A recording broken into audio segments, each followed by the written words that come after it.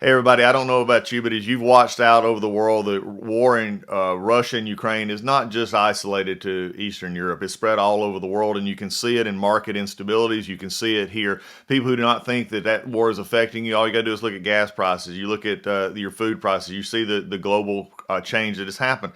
But you know something that's also affected investments as well. And I've said all along, legacy precious metals is your navigator. They're the ones that see you through to get to the next level. The good news about this is even with market volatility, market instability, you've got options. And gold prices are rising as investors turn to gold. And gold presents a hedge against this inflation and that protects you against the weakening dollar, which we are seeing. Legacy Precious Metals is the only company I trust to deal with gold and silver and the other precious metals. You need this investment. You need this as part of your portfolio to keep you buffered from what we're seeing in the world, war and volatility in the market. This is where you need to be. Call Legacy Precious Metals today.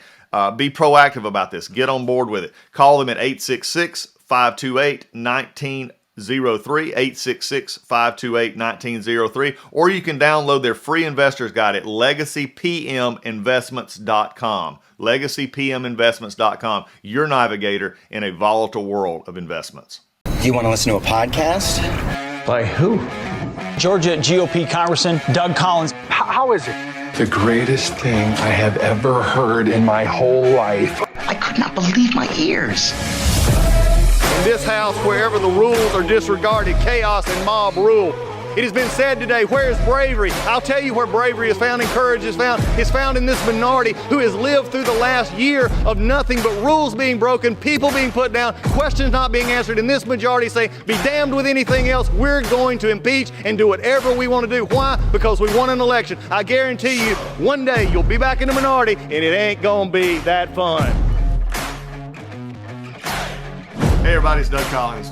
Welcome to the Thanksgiving edition of the Doug Collins podcast. Tomorrow is Thanksgiving, and it is a great time for family and for friends and everybody to get together. And look, I get the holidays can be tough.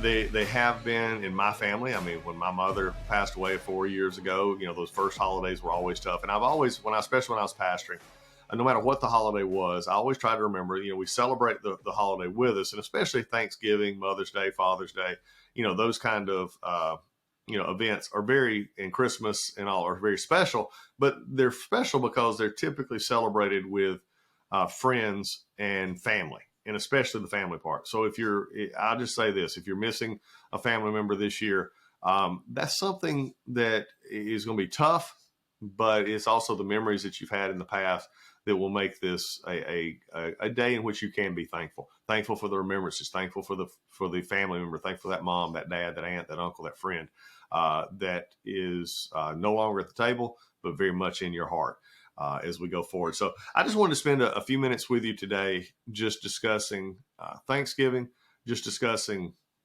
some stories just to make you feel good as you're traveling, maybe to the family and the friends, as we get together to celebrate a time in which we are just thankful. So the things that we're thankful for are the things that are around us, and it's simple things in life. I got a couple stories I want to read to you today, and then we're going to think about these ideas of thankfulness. And this one was from, I believe, a Reader's Digest story, and I just want to read it to you just to listen, because there's some things that really matter here.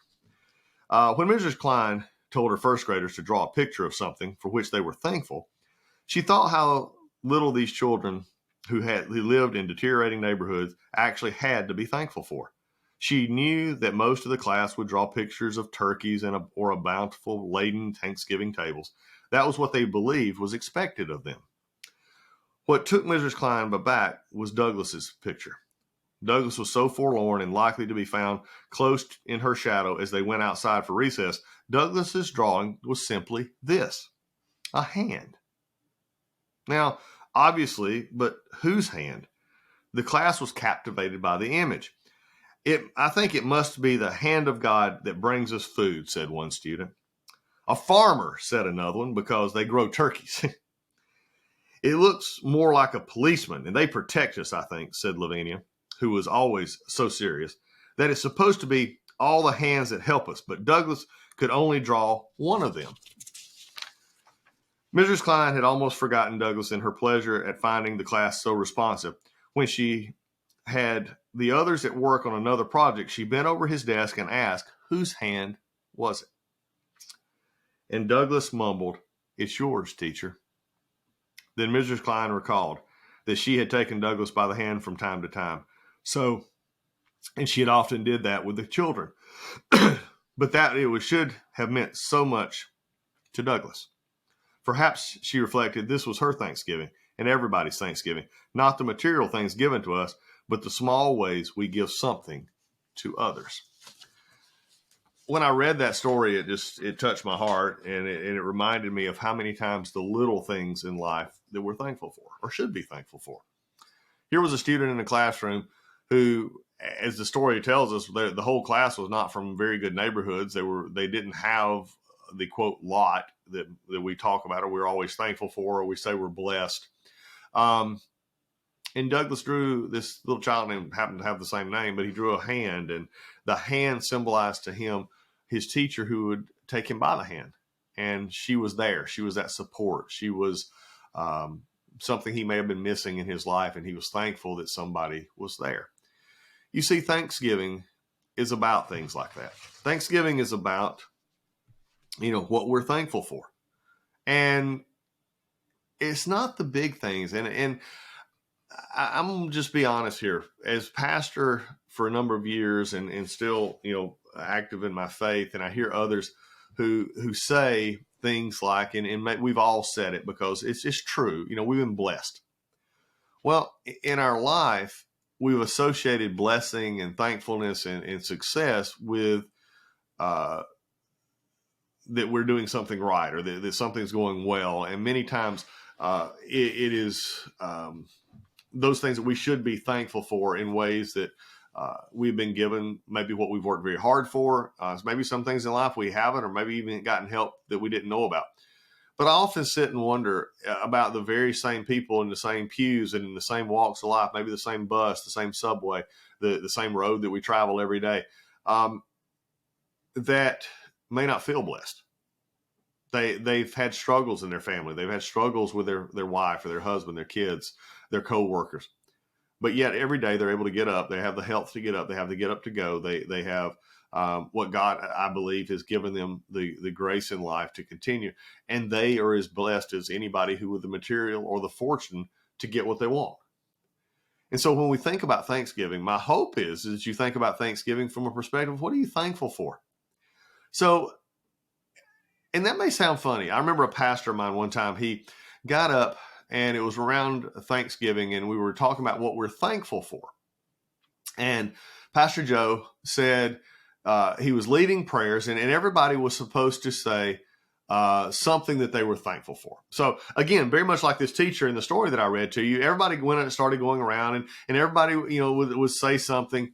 And some people, of course, say, I'm thankful for my husband. I'm thankful for my family. I'm thankful for my job. I'm thankful for my raise. I'm thankful for my promotion this year. I'm thankful for my mom getting better. And it went around.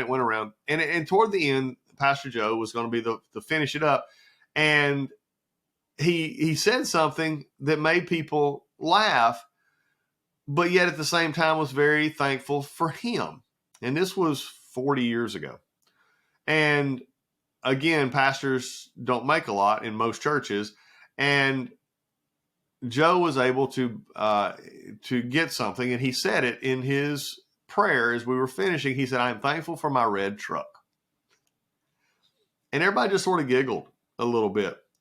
Everybody else had been making the pronouncements of life and family and jobs. And Pastor Joe just said, "I'm thankful for my red truck that he had just gotten." Now, I want you to understand this truck was not new. It wasn't brand new. It was used. But for Joe, it got him where he needed to go, and it was better than what he had. And he said, "I'm thankful for my red truck." I don't know about you, but it's a reminder to me of what we should be thankful for. And all of the big stuff matters. I don't want to play that down. And families are something that I'm thankful for. All shapes, sizes, and arrangements of your families. Be thankful for.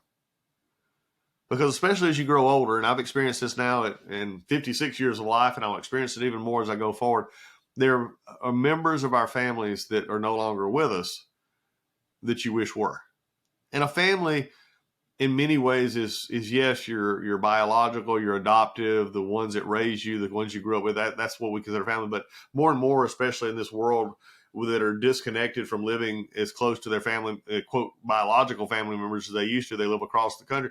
A family has taken on a bigger meaning of the community around you, and being thankful for family and being thankful for those that you can trust, those people that'll come pick you up when your car breaks down, when when things aren't going right, they'll pick up the kids or bring you a crock pot with some supper in it when the family's feeling down. It's those kind of things, simple things of just saying, hey, I'm thankful for my family. I'm thankful for my faith. I'm thankful for a faith that says that I don't have to do it all. I'm thankful for a faith that says that Jesus Christ came, died on a cross for my sins. He was raised 3 days later and offers forgiveness for what I have done. That may sound simple. And for some of you who don't believe as I do, okay, maybe what about, are you thankful in your faith? I believe that to be true. I believe that is the path to life and eternal life. And I'm thankful for that. I'm thankful for faith that gets me through hard times, that when I look at a world in which I can't make sense of it, it is my faith that God has given to me that I believe will see me through. It is that faith that I'm thankful for. I'm thankful for forgiveness. How many times are you glad to get forgiveness? We all do things stupid. We all take and do things that probably we regret the minute we say it. I mean, you can see how many times you've been that person, you see the words coming out of your mouth and you're saying, I want them back. I want them back. And when you see that and the thing that you should do is apologize, or you seek that forgiveness and someone grants you that forgiveness, that's something to be thankful for. It's also something to be thankful for when you deal with forgiveness, that you give forgiveness. From my faith perspective, it tells me that I don't really I'm not truly forgiven unless I also forgive. And so many of you are going into, maybe this is a hard Thanksgiving for you tomorrow because there are family members or there are people that in your life that are not going to be there, or you don't have the relationship you once had with them because something was said, something was done wrong, somebody hurt somebody else, and forgiveness is not there. Maybe the best thing for Thanksgiving this year would be to find forgiveness or to receive forgiveness from those that we are wrong with. I know that's hard. We don't want to give it up. Too many times we want to hold on to the hurts around us. We want to hold on to that. And we actually massage it. If somebody hurt us, we take it almost like a badge of, this was done to me and I'm going to keep it here, and I'm going to keep massaging that hurt because I want everybody to know how bad I was hurt. And the longer it goes, the more it festers. And the reality is, it's better to live at peace and be at peace with all. And that means not only giving forgiveness, but accepting forgiveness as well and moving forward. I'm thankful for servants. And I look around this world and I see so many. I see I travel a lot, and I'm thankful for servants, and I call them servants because they're out there serving others. I'm thankful for the Uber driver. I'm thankful for the taxi cab driver. I'm thankful for the folks who clean rooms in my hotels when I'm out on the road. I'm thankful for the folks who work in the service stations and gas stations along the way. I'm thankful for the folks who get up and every day and still go to a fast food restaurant because when I'm hungry, I want something to eat, and they actually showed up and work. I'm thankful for our police officers, our firemen, our first responders. I'm thankful for my fellow men and women in the United States military who serve selflessly all across this world, even on this day of Thanksgiving. I'm thankful for those servants. And remember, especially those deployed, and if they're working in the military or in the agency of the government where they're not at home with their families today on Thanksgiving. I will tell you, when I was in Iraq in 2008 and the fall of 2008, it was my first Thanksgiving away from home. I was missing football season. I was missing Halloween. I had young kids. I was missing Thanksgiving. I was going to miss Christmas. And so far, I was there about 3 months when Thanksgiving hit. And I remember getting up that Thanksgiving, and I worked night shifts. So my days and nights were mixed up a little bit. And so I got up at about 5 in the afternoon because I had worked till 7 the previous morning and got out and went to eat before starting my rounds that night on the flight line. And everybody's happy. Everything, as best we can. We're in the dining hall, and they had tried their best to decorate it for Thanksgiving. And we had turkey, and we had, special meal, cranberry sauce and everything. And I'll never forget, as I sat down and I bowed my head and said my blessing or prayer of my food, I began to cry. And I don't know why at the moment, but for the first time, I felt homesick. I felt disconnected from my family. I was in the middle of literally hundreds of people, but yet for the moment I felt lonely. And the other things in life, Christmas would come, and the other holidays and the football game, I never felt that until I felt that on Thanksgiving, because it was a reminder to me that most every Thanksgiving that I had ever been a part of was with my family. It was with the folks that I come close to. No matter where I traveled or where I've been, I was at home with my family. Whether it was my side of the family, it was Lisa's side of the family, we were there together. And for that Thanksgiving, I was not. So when you're thankful today, I hope you're thankful for those who serve you. For those of you who go out to eat today, be thankful for the ones who made the food in the restaurants. Be thankful for the folks who are going to be there to help you along the way. I'm thankful for doctors and nurses and for the others who give of themselves. And for you who listen to this podcast, I am thankful for you. Servants play such a role, and servants are the ones that make life go around. I'm not always serious about some of these in my life. I'm thankful for my truck. I got a new truck this past last year, and I'm still thankful for that truck. It gets me where I want to go. I'm thankful for things like puppies and kittens. I'm thankful for children and their laughter. I'm thankful for, the communities that still care about each other. I'm thankful for a country where I can live and be free. And I'm thankful for a country that allows me the freedoms to sit and do this podcast and to talk to so many of you each and every week, to do the things that matter to make life better. These are the kind of things that I think we need to be thankful for. Be thankful for the kind word. Be thankful for the person who opens the door for you, who waits and holds the elevator when you're running to make it. Be thankful for the little things. Too many times in life, I believe it is perspective. It is perspective of what we have or what we don't have that tend to make our decisions on if we're thankful or not. Thankfulness is an attitude. It's a gratitude that comes from living life and realizing that we've been each given gifts. We've been each given opportunities. We've been each given ideas. We've been each given a possibility to help not only ourselves, but to help others. And it's not the big things that I've talked about. Maybe it is like the little kindergartner who drew a hand, and what he was thankful for was the hand of his teacher, who occasionally would hold it when they went outside. They're little things. You never know what they may do. Thanksgiving is a day to commit yourself to a life of thanksgiving, to a life of gratefulness. And that may mean that you talk to somebody at work that you notice rarely ever talks to somebody.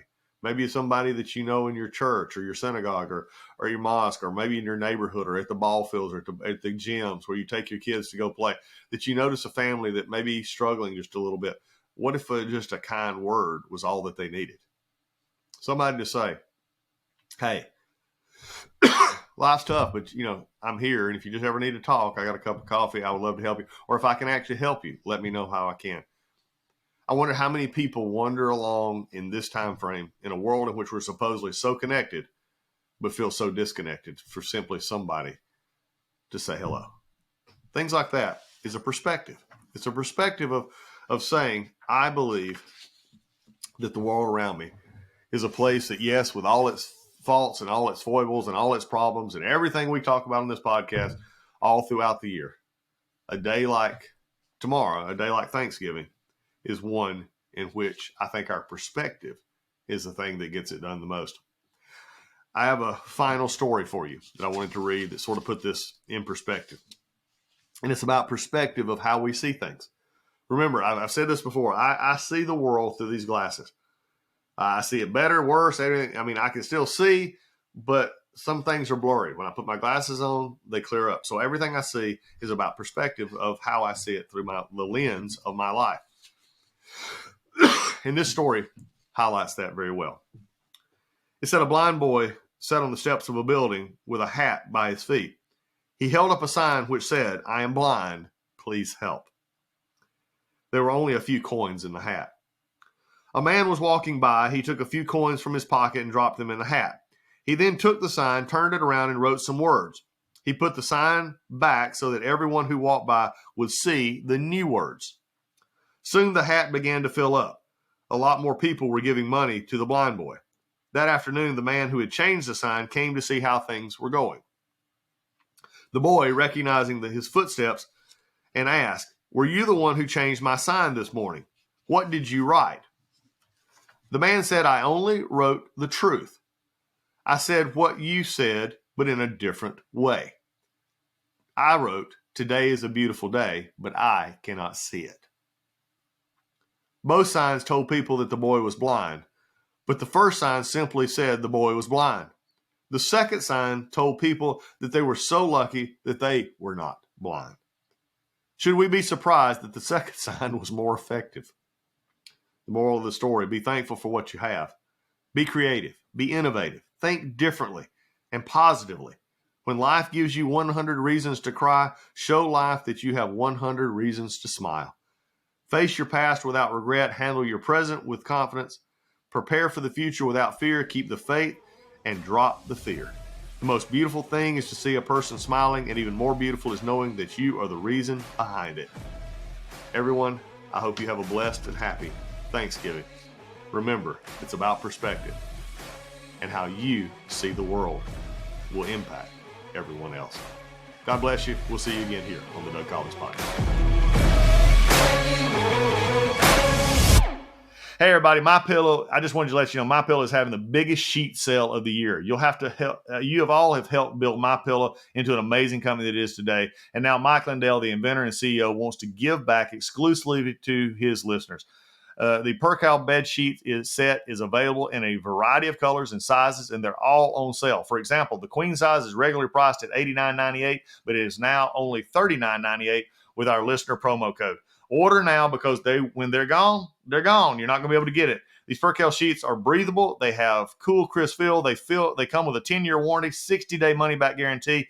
Don't miss out on this incredible offer. There's a limited supply, so be sure to order now. Call 1-800-986-3994. Use the promo code Collins, COLLINS, or you can go to mypillow.com, click on the radio listener square, and use the promo code Collins, COLLINS. Lisa and I sleep on these sheets every night. You will want to have them as well. They're a wonderful product. Go right now, either 800-986-3994, code word Collins, or go to mypillow.com. Also use the code word Collins to get this discount. You will not regret it.